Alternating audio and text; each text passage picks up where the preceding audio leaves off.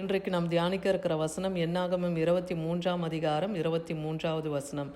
யாக்கோபுக்கு விரோதமான மந்திரவாதம் இல்லை, இஸ்ரவேலுக்கு விரோதமான குறி சொல்லுதலும் இல்லை. தேவன் என்னென்ன செய்தார் என்று கொஞ்ச காலத்திலே யாக்கோபையும் இஸ்ரவேலையும் குறித்து சொல்லப்படும் என்று வேதவசனம் சொல்லுகிறத பார்க்குறோம். இன்றைக்கி கர்த்தர் நம்மோடு இடைப்படுகிறார். யாக்கோபுக்கு விரோதமான மந்திரவாதமும் இல்லை, இஸ்ரவேலுக்கு விரோதமான குறி சொல்லுதலும் இல்லை. இன்னைக்கு ஆவிக்குரிய இஸ்ரவேலராகிய உங்களுக்கு விரோதமாயும் மந்திரவாதமோ குறி சொல்லுதலோ ஒன்றும் செயல்படாது என்று இன்னைக்கு கர்த்தர் வாக்குரைக்கிறார். அதனால் நீங்கள் எந்த மனுஷர்களை கொண்டு நீங்கள் பயம் கொள்ள வேண்டியதில்லை. தேவன் உங்களோடு கூட இருக்கிறார். ஏன்னா அன்றைக்கு இஸ்ரவேல் ஜனங்களோடு அவர் இருந்தார். இஸ்ரவேல் ஜனங்களுக்கு தேவன் எகிப்திலிருந்து புறப்பட பண்ணின போது அவர்களுக்கு காண்டாமிருகத்துக்கு ஒத்த பலனை கொடுத்தார் என்றே வேதவசனம் சொல்லப்படுகிறது. இஸ்ரவேல் ஜனங்களுக்கு இடையிலே ஆண் பிள்ளைகள் பிறக்கும்போது அந்த ஆண் பிள்ளைகளை எல்லாம் கொன்று போடும்படியாக பார்வோன் மூலமாக ஒரு கட்டளை பிறக்குது.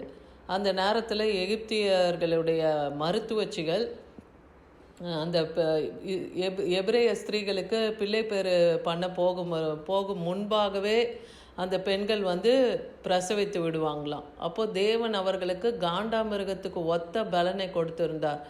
அந்த நேரத்தில் தான் மோசேவும் பிறந்தார். மோசேவையும் 3 மாதம் அளவும் அவங்க தாய் மறைத்து வைத்திருந்தாங்க. அதன் பிறகு தான் அவர் ஒரு நாணல் பெட்டியை செய்து அதை நைல் நதியில் விடும்போது பார்வோனுடைய குமாரத்தி அந்த நாணல் பெட்டியிலேருந்து எடுத்து மோசேவை வளர்த்தாள்னு பார்க்குறோம்.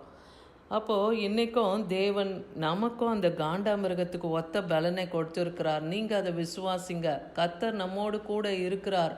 அவர் நம்மோடு கூட இருக்கும்போது குறி சொல்லுதலோ மந்திரவாதங்களோ நமக்கு விரோதமாய் செயல்படாது. ஏன்னா லூக்கா 10ஆம் அதிகாரம் 18-19 வசனம் என்ன சொல்லுது? அவர்களை நோக்கி ஆண்டவராகிய இயேசு கிறிஸ்து சொல்கிறாரு, சாத்தான் மின்னலை போல வானத்திலிருந்து விழுந்ததை கண்டேன்னு சொல்கிறாரு.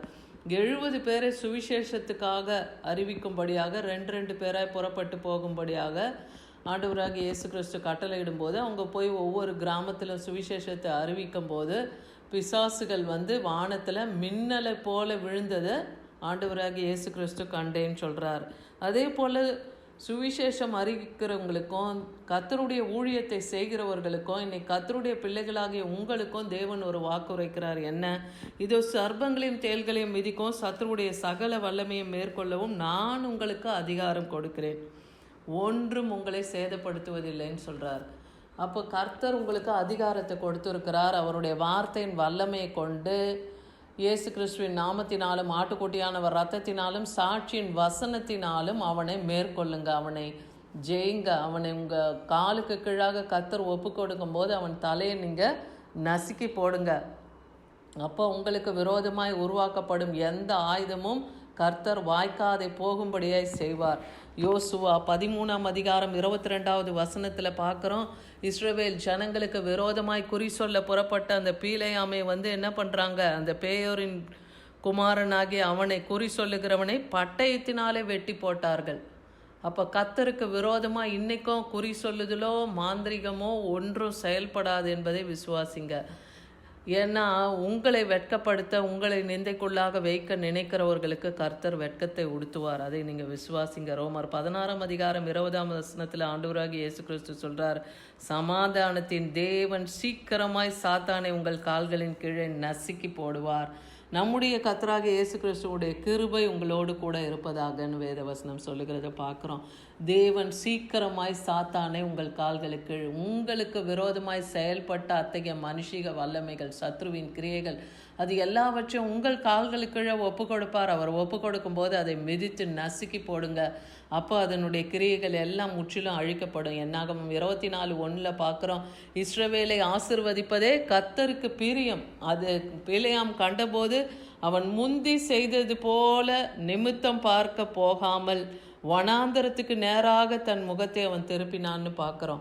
அப்போ இஸ்ரவேல் ஜனங்களை ஆசிர்வதிப்பது தான் கர்த்தருக்கு பிரியம். அப்போ இன்றைக்கி உங்களை நேசிக்கிறார், உங்களை அவர் ஆசிர்வதித்திருக்கிறார்.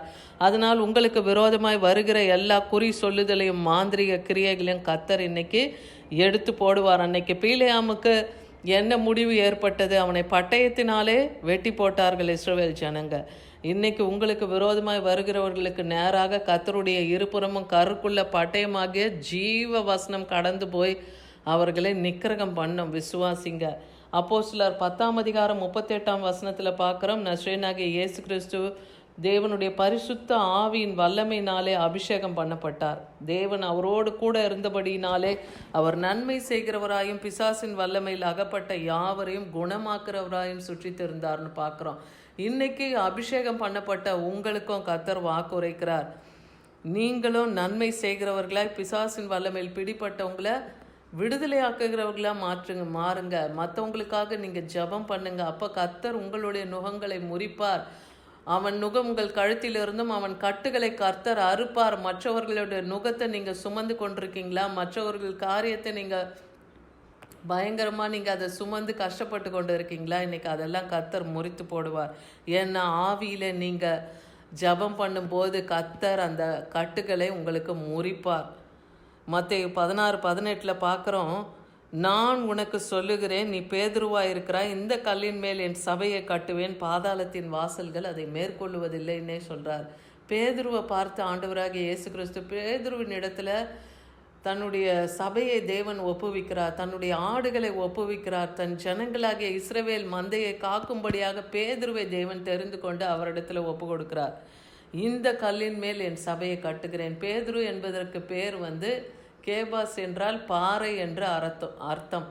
பேதுரு என்றால் பாறை. இந்த கல்லின் மேலே என் சபையை கட்டுவேன், பாதாளத்தின் வாசல் அதை மேற்கொள்வதில்லைன்னா உன் மேலே கட்டப்பட்ட இந்த சபையை பாதாளம் மேற்கொள்ளாது. அவங்க பாதாளத்துக்கு போக மாட்டாங்க. அவங்க ரட்சிக்கப்பட்டு நித்திய ஜீவனில் வருவாங்க என்பது தான் அர்த்தம். அதே போல் பேதுருக்கு ஒரு திறவுகோள் வசனத்தை கொடுக்கிறார். இந்த பூலோகத்தில் நீ எவைகளை கட்டுகிறாயோ அவை பரலோகத்திலும் கட்டப்படும், நீ எவைகளை கட்டவிழ்க்கிறாயோ அது பரலோகத்திலும் கட்டவிழ்க்கப்படும் என்றே அந்த திறவுகோள் வார்த்தையை அவருக்கு கொடுக்கிறார். இன்னைக்கு நீங்களும் இந்த பூமியில் எந்த மனுஷிக வல்லமை சத்ரு வல்லமை உங்களை மேற்கொள்கிறதோ அதை இந்த பூமியில் கட்டுங்க. கர்த்தர் அதை பரலோகத்தில் கட்டுவார். எந்த காரியங்களை இந்த பூமியில் நீங்கள் கட்டவிழ்க்க விரும்புகிறீர்களோ, உங்களுக்கு விரோதமாக இருக்க காரியம், உங்களுக்கு விரோதமாக போடப்பட்ட கட்டுகளை கட்டவிழ்க்கும் போது அது பரலோகத்திலும் கட்டவிழ்க்கப்படும். அப்போ இந்த வசனத்தை சொல்லி நீங்கள் ஜெபிங்க. மத்தேயு 16:19 வைத்து ஜெபிங்க. மீகா 7:15 பார்க்குறோம். நீ எகிப்திலிருந்து புறப்பட்ட நாளில் நடந்தது போலவே உன்னை அதிசயங்களை காண பண்ணுவேன். இஸ்ரவேல் ஜனங்களை கர்த்தர் எப்படி எகிப்திலிருந்து புறப்பட பண்ணினார்? அவர்கள் பெலிஸ்தியர் தேசத்து வழியாக தான் கடந்து போகணும். ஆனால் அந்த பக்கம் போகும்போது அவங்க அநேக யுத்தங்களை காண வேண்டியதுனால அவங்க மனமடிவாகி சோர்ந்து போகக்கூடாது. அதனால கர்த்தர் அவங்கள வனாந்திர பாதையில் நடத்தினார். செங்கடலை பிளந்து வெட்டாந்தரையில் அவர்களை கடக்க செய்தார். அடுத்து யோர்தானை கடந்து போனாங்க.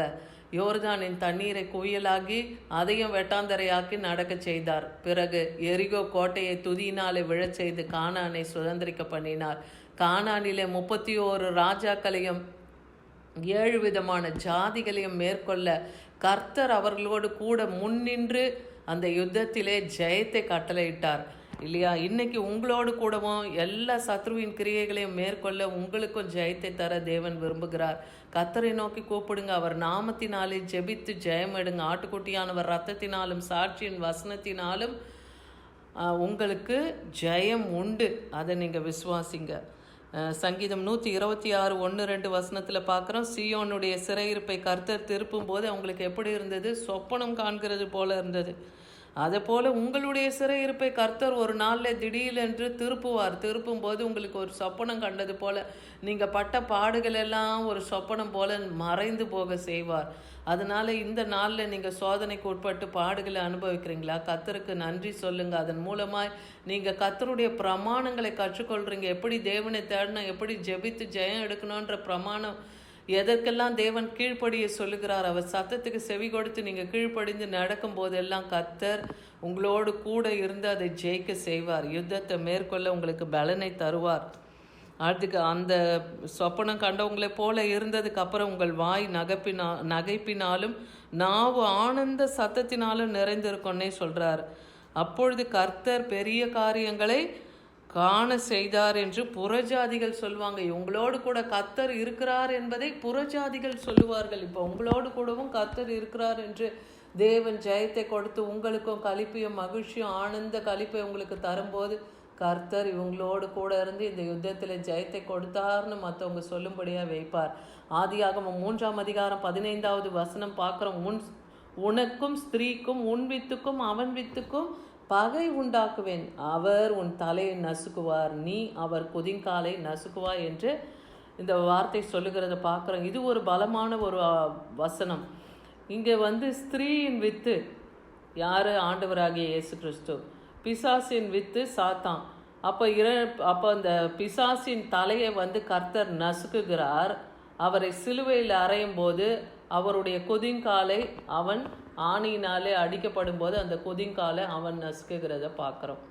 அப்போ கர்த்தர் இன்னைக்கு பிசாசை நமக்கு எதிரடையாய் வந்த கட்டளை, நமக்கு விரோதமாக இருந்த கையெழுத்து எல்லாம் குலைத்து போட்டு அதை நம் நடுவில் இராதபடிக்கு சிலுவையின் மேல் ஆணி அடித்து சகல துறைத்தனங்களையும் அதிகாரங்களையும் முறிந்து கொண்டு வெளியரங்க கோலமாக்கி அவைகளின் மேல் சிலுவையில் அவர் வெற்றி சிறந்தார் என்று கொலேசியர் 14:15 பார்க்குறோம். இந்த வசனத்தெல்லாம் நீங்கள் அறிக்கேட்டு ஜெபிங்க. உங்களுக்கு விரோதமாக இருக்கிற பிசாசின் வல்லமையை மேற்கொள்ள இந்த கொலேசியர் 2:14-15 உங்களுக்கு எதிரடையாக இருக்க கட்டளை, விரோதமான கையெழுத்து, இது எல்லாத்தையும் உங்கள் நடுவிலிருந்து கர்த்தர் குலைத்து போடுவார். ஏன்னா பிசாசானவனை அவர் வெளியரங்க கோலமாக்கி சிலுவையில் வெற்றி சிறந்தார். ஜெயத்தை உங்களுக்கு கொடுத்துருக்கிறார் சிலுவையில்.